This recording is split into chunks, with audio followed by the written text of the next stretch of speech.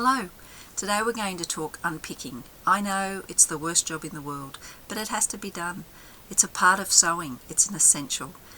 Some people call it unstitching, some people call it ripping, but I always call it unpicking. So let me take you through how I've been doing it for years. So here we have an array of unpickers that I had.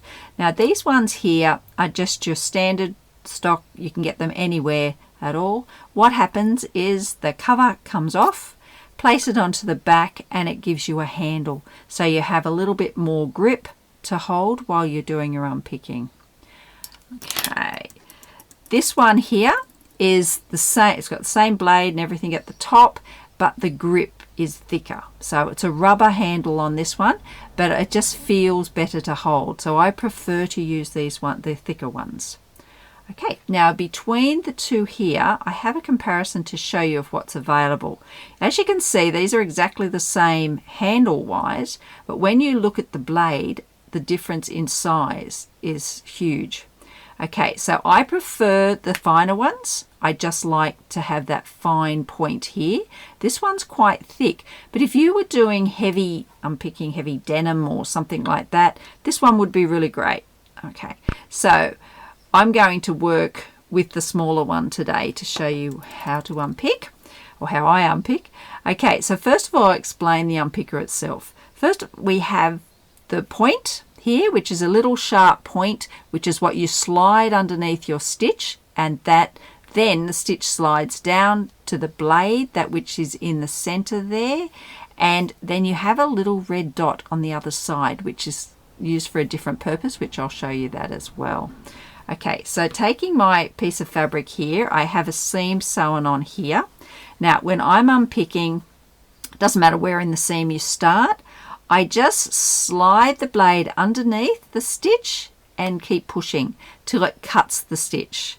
Then I go along every second or third stitch and repeat. So I just keep going along the seam like that until I've cut every second or third stitch for as long as what I need to unpick. All right, once you've done that and you've released the stitches on this side, if you turn your work over, place the blade underneath one of the stitches on the back and it will just lift up. So you can see that that area now has been unpicked. So if I just get rid of that thread, okay, we actually have an opening in the seam. So that's my main way of unpicking.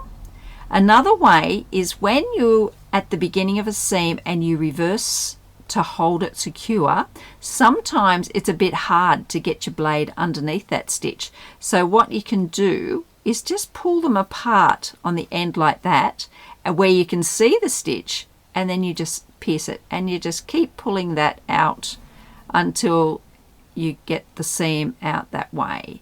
Okay, so this is just where the stitches are reversed, so there's 2 or 3 stitches on top of one another there. It's a little bit thicker in thread. Okay, so just remember it's the thread we want, not the fabric. You don't want to put a hole in your fabric, so you're just putting that point in underneath the thread so that we can undo that stitch. All right, a little bit more and I'll be past where it's reversed. And that's it now. So I'm into single stitching now, which you can continue along like that, and the seam will come out quite easily. Just be careful when you're doing any unpicking is that if you catch your fabric, you will cut it. It is a blade, so you will cut the fabric. So just make sure it's only the thread that you catch.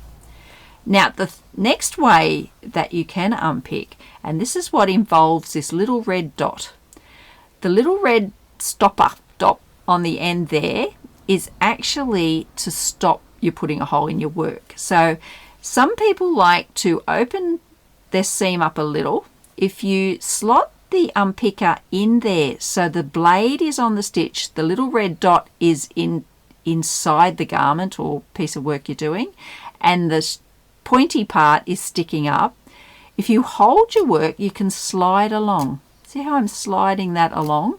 So the blade is actually cutting the thread only, and the stopper underneath is stopping me from cutting any holes in my fabric. So I've gone along there now until I've got to the reversing part of the next, the other end of my seam. So I'm just going to break those stitches with the unpicker that way until I have my seam completely apart. Threads there. Okay, so that is how I unpick, and I always do. I don't have any problem with it. It just works for me. Thanks for watching.